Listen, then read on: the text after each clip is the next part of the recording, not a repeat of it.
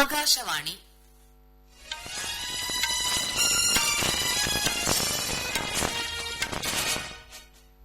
നമസ്കാരം. വാർത്തകൾ വായിക്കുന്നത് ആമിന നജുമ.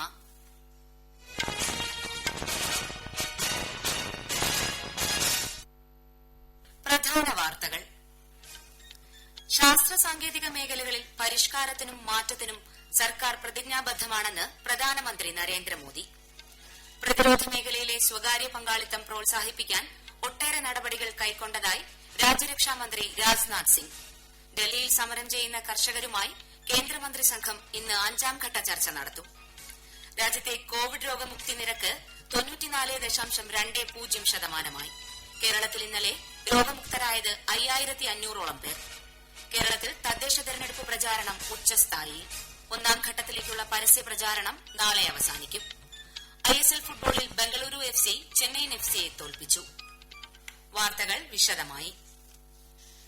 ശാസ്ത്ര സാങ്കേതിക മേഖലകളിൽ പരിഷ്കാരത്തിനും മാറ്റത്തിനും സർക്കാർ പ്രതിജ്ഞാബദ്ധമാണെന്ന് പ്രധാനമന്ത്രി നരേന്ദ്രമോദി. IIT 2020 ആഗോള സമ്മേളനത്തെ അഭിസംബോധന ചെയ്ത് സംസാരിക്കുകയായിരുന്നു അദ്ദേഹം. വിശദാംശങ്ങളുമായി അരവിന്ദ് GS. രാജ്യത്ത് എല്ലാ മേഖലയിലും പരിവർത്തനം കൊണ്ടുവരാൻ കഴിഞ്ഞതായി പ്രധാനമന്ത്രി പറഞ്ഞു. നിരവധി ചരിത്രപരമായ മാറ്റങ്ങൾ സർക്കാർ കൊണ്ടുവന്നിട്ടുണ്ട്. 44 തൊഴിൽ നിയമങ്ങളെ ലഘൂകരിച്ച് 4 നിയമങ്ങളാക്കി. രാജ്യത്തെ കോർപ്പറേറ്റ് നികുതി നിരക്ക് ലോകത്തിലെ തന്നെ ഏറ്റവും താഴ്ന്ന നിരക്കുകളിൽ ഒന്നാണ്. 10 മേഖലകളിൽ ഉൽപാദനവും കയറ്റുമതിയും വർദ്ധിപ്പിക്കാൻ നടപടികൾ കൈക്കൊണ്ടു. കോവിഡ് പശ്ചാത്തലത്തിൽ പോലും രാജ്യത്തെ സാങ്കേതിക മേഖലയിലേക്ക് റെക്കോർഡ് നിക്ഷേപം വന്നു. വിശ്വസ്തനായ ഒരു പങ്കാളിയായാണ് ലോകം ഇന്ത്യയെ ഇന്ന് കാണുന്നതെന്നും പ്രധാനമന്ത്രി പറഞ്ഞു. ശാസ്ത്ര സാങ്കേതിക വിദ്യാഭ്യാസത്തെ പ്രചരിപ്പിക്കാൻ സർക്കാർ പ്രതിജ്ഞാബദ്ധമാണ്. IIT-കളുടെ വികസനം സർക്കാർ ഉറപ്പാക്കി. രാജ്യത്തെ യുവജനങ്ങൾക്ക് തങ്ങളുടെ കഴിവുകൾ പ്രദർശിപ്പിക്കാനും മികച്ച പാഠങ്ങൾ സ്വായത്തമാക്കാനും വേദി ലഭിക്കാൻ തെക്ക് കിഴക്കൻ ഏഷ്യയിലെയും യൂറോപ്പിലെയും നിരവധി രാജ്യങ്ങളുമായി സർക്കാർ ബന്ധപ്പെട്ട് വരികയാണ്. പാൻ IIT USA ആണ് ആഗോള സമ്മേളനം സംഘടിപ്പിച്ചത്. News desk Akashvani. പ്രതിരോധ മേഖലയിലെ സ്വകാര്യ പങ്കാളിത്തം പ്രോത്സാഹിപ്പിക്കാൻ വിപ്ലവാത്മകമായ പല നടപടികളും കൈക്കൊണ്ടതായി രാജ്യരക്ഷാമന്ത്രി രാജ്നാഥ് സിംഗ്. ഈ അവസരം പരമാവധി പ്രയോജനപ്പെടുത്താൻ വ്യവസായ മേഖലയോട് അദ്ദേഹം നിർദ്ദേശിച്ചു. സായുധ സേനാ പതാക ദിനത്തിന് മുന്നോടിയായി നടന്ന ചടങ്ങിൽ സംസാരിക്കുകയായിരുന്നു അദ്ദേഹം. വിമുക്ത ഭടന്മാരുടെയും വീരമൃത്യു വരിച്ച സൈനികരുടെ ബന്ധുക്കളുടെയും ക്ഷേമം എല്ലാവരുടെയും കർത്തവ്യമാണെന്നും അദ്ദേഹം ഓർമ്മിപ്പിച്ചു. ഡൽഹിയിൽ സമരം ചെയ്യുന്ന കർഷകരുമായി കേന്ദ്രമന്ത്രിമാരുടെ ഉന്നതതല സമിതി ഇന്ന് 5ാംഘട്ട ചർച്ച നടത്തും. വ്യാഴാഴ്ച നടന്ന 4ാം ഘട്ട ചർച്ചയിൽ സമവായം ഉരുത്തിരിയാത്ത സാഹചര്യത്തിൽ ഇന്ന് വീണ്ടും ചർച്ച തുടരാൻ തീരുമാനിക്കുകയായിരുന്നു.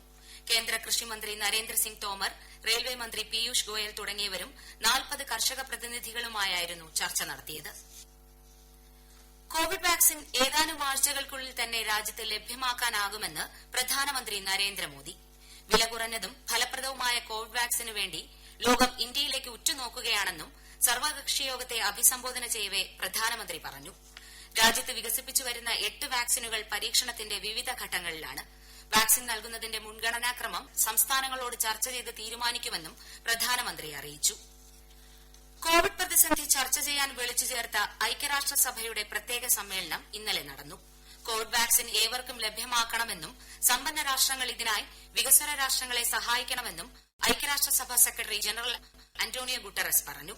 അംഗരാജ്യങ്ങളുടെ പ്രതിനിധികൾക്ക് പുറമെ ലോക ഭക്ഷ്യ പദ്ധതിയുടെയും ലോകാരോഗ്യ സംഘടനയുടെയും തലവന്മാരും ചർച്ചയിൽ പങ്കെടുത്തു. കോവിഡ് പ്രതിസന്ധിയെ നേരിടാൻ സർക്കാരുകളും വ്യക്തികളും വരും ദിവസങ്ങളിൽ എടുക്കുന്ന തീരുമാനങ്ങൾ നിർണായകമാകുമെന്ന് ലോകാരോഗ്യ സംഘടനാ തലവൻ ടെഡ്രോസ് അഥനോം ഗബ്രേഷ്യസ്. മഹാമാരി ഇനിയും ഏറെ നാൾ മുന്നോട്ടു പോയേക്കും. നേതാക്കളും പൌരന്മാരും കൈക്കൊള്ളുന്ന നടപടികൾ അനുസരിച്ചായിരിക്കും കോവിഡിന്റെ ഗതിയെന്നും അദ്ദേഹം പറഞ്ഞു.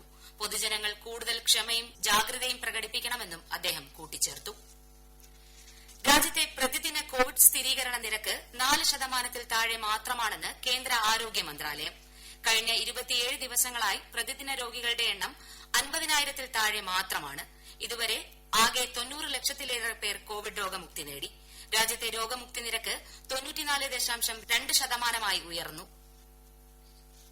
കേരളത്തിൽ ഇന്നലെ 5718 പേർക്ക് കോവിഡ് സ്ഥിരീകരിച്ചു. 5496 പേർ രോഗമുക്തി നേടി. 29 മരണങ്ങളും ഇന്നലെ സ്ഥിരീകരിച്ചു. ടെസ്റ്റ് പോസിറ്റിവിറ്റി നിരക്ക് 9.95%. 61,000-ലധികം പേരാണ് സംസ്ഥാനത്ത് ചികിത്സയിലുള്ളത്. ലോകത്ത് ഇതുവരെ കോവിഡ് സ്ഥിരീകരിച്ചവരുടെ എണ്ണം 6,61,00,000 കവിഞ്ഞു. 15 ലക്ഷത്തിലധികം പേർ ഇതുവരെ കോവിഡ് ബാധിച്ച് മരിച്ചിട്ടുണ്ട്. 1,88,00,000-ലധികം പേർ നിലവിൽ ചികിത്സയിലുണ്ട്. 4,73,00,000-ഓളം പേർ രോഗമുക്തരായി. ഈ വാർത്തകൾ ആകാശവാണിയിൽ നിന്ന്. കൊറോണ ആശങ്കയല്ല, ജാഗ്രതയാണ് വേണ്ടത്. കേന്ദ്ര ആരോഗ്യ മന്ത്രാലയം പുറപ്പെടുവിക്കുന്ന നിർദ്ദേശങ്ങൾ. ജനങ്ങൾ കൂട്ടം കൂടുന്നത് ഒഴിവാക്കുക. ഇടയ്ക്കിടെ കൈകൾ സോപ്പും വെള്ളവും ഉപയോഗിച്ചോ സാനിറ്റൈസർ ഉപയോഗിച്ചോ വൃത്തിയാക്കുക. നിർബന്ധമായും മാസ്ക് ധരിക്കുക. പനിയോ ചുമയോ ശ്വാസതടസ്സമോ തുടരുന്ന സാഹചര്യത്തിൽ വൈദ്യസഹായം തേടുക. കൊറോണയെ സംബന്ധിച്ച വിവരങ്ങൾക്ക് ആരോഗ്യ മന്ത്രാലയത്തിന്റെ 1075-ലും ദിശയുടെ 1056-ലും ബന്ധപ്പെടാം. കേരളത്തിൽ തദ്ദേശ തിരഞ്ഞെടുപ്പിന്റെ പ്രചാരണം ഉച്ചസ്ഥായിയിൽ.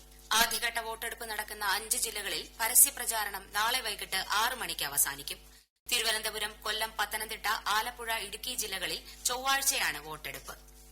ഹൈദരാബാദ് മുനിസിപ്പൽ കോർപ്പറേഷനിലെ 150 സീറ്റുകളിലേക്ക് നടന്ന തിരഞ്ഞെടുപ്പിൽ 149 സീറ്റുകളുടെ ഫലം പുറത്തുവന്നപ്പോൾ ഭരണകക്ഷിയായ തെലങ്കാന രാഷ്ട്ര സമിതി 55 സീറ്റുകളിൽ വിജയം നേടി.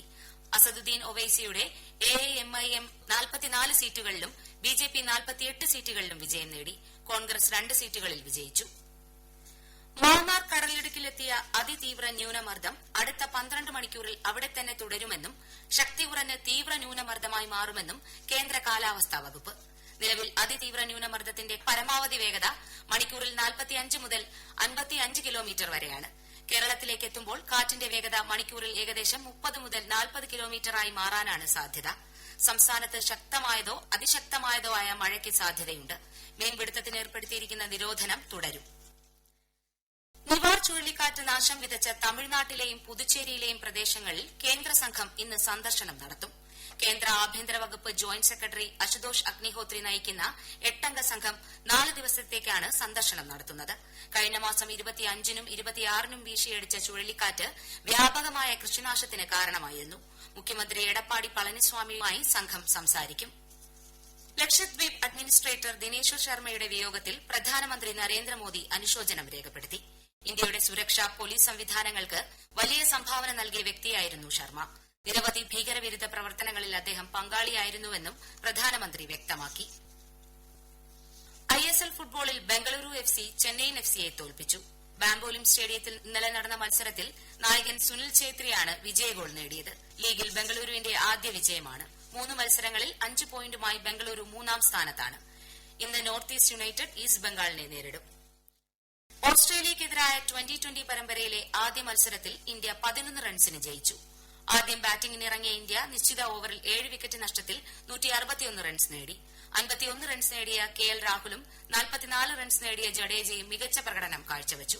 മറുപടി ബാറ്റിംഗിനിറങ്ങിയ ഓസ്ട്രേലിയയ്ക്ക് 7 വിക്കറ്റ് നഷ്ടത്തിൽ 150 റൺസ് നേടാനേ കഴിഞ്ഞുള്ളൂ. പരമ്പരയിലെ 2-ാം മത്സരം നാളെ സിഡ്നിയിൽ നടക്കും. ഇന്ത്യയിലെ ആയുഷ് വ്യവസായ മേഖലയുടെ നിലവിലെ സ്ഥിതി വിലയിരുത്തി കേന്ദ്രം.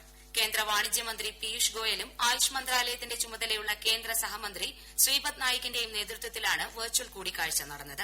ആയുഷ് മന്ത്രാലയത്തിന്റെ കോവിഡ് കാലത്തെ നിർണായക ഇടപെടലുകളെ ശ്രീ പീയൂഷ് ഗോയൽ അനുമോദിച്ചു.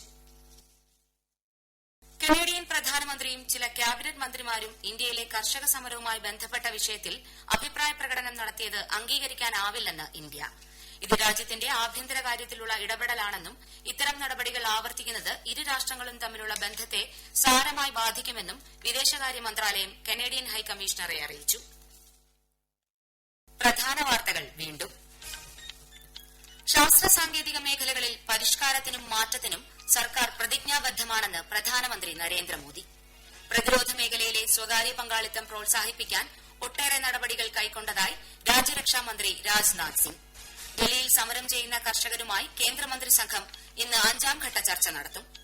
രാജ്യത്തെ കോവിഡ് രോഗമുക്തി നിരക്ക് 94.20%. കേരളത്തിൽ ഇന്നലെ രോഗമുക്തരായത് 5500-ഓളം പേർ. കേരളത്തിൽ തദ്ദേശ തെരഞ്ഞെടുപ്പ് പ്രചാരണം ഉച്ചസ്ഥായിയിൽ. 1-ാം ഘട്ടത്തിലേക്കുള്ള പരസ്യ പ്രചാരണം നാളെ അവസാനിക്കും. ISL ഫുട്ബോളിൽ ബംഗളൂരു FC ചെന്നൈയിൻ FCയെ തോൽപ്പിച്ചു. വാർത്തകൾ കഴിഞ്ഞു. ഞങ്ങളുടെ വാർത്തകളും വാർത്താധിഷ്ഠിത പരിപാടികളും all India radio news Thiruvananthapuram എന്ന യൂട്യൂബ് ചാനലിൽ ലഭ്യമാണ്. കൂടുതൽ വാർത്തകൾക്കായി @all India radio news Thiruvananthapuram എന്ന ഫേസ്ബുക്ക് പേജും @AAR_News_TVM എന്ന ട്വിറ്റർ ഹാൻഡിലും സന്ദർശിക്കുക. അടുത്ത വാർത്താ പ്രക്ഷേപണം 10:15-ന്.